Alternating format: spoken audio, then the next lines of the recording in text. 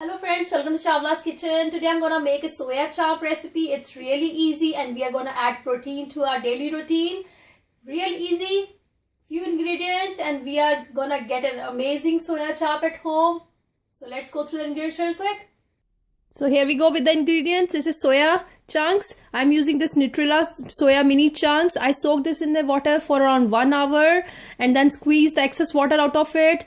Around 4 pieces of bread. I have made breadcrumbs, freshly breadcrumbs out of it.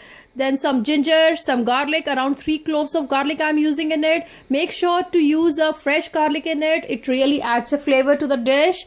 Some chaat masala, around a tablespoon of chaat masala, some garam masala, some red chili powder, some salt.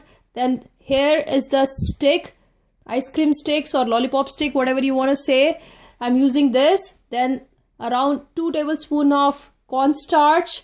So let's get started. First we will make a paste out of soya and we'll just put everything in a food processor. So in a food processor goes the soya chunks, breadcrumbs,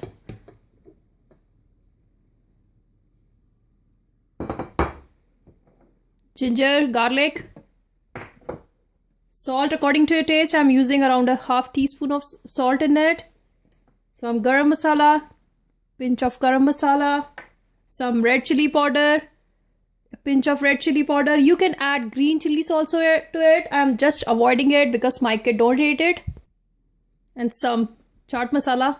Chaat masala I'm using around a tablespoon. It's your wish. If you like more, you can add more, with some water in it. Just close the lid and we'll just give it a pulse and make a paste out of it. So here it goes. So wasn't it easy? Just dump everything into a mixer grinder and grind it. I'm just adding around a tablespoon of cornstarch into it. So why we add cornstarch? Because it helps in binding. And now our mixture is ready. So take this into a palm.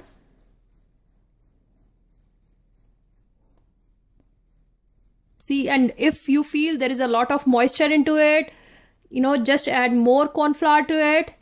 But try to make it more natural. Don't add too much corn flour or too much breadcrumbs into it.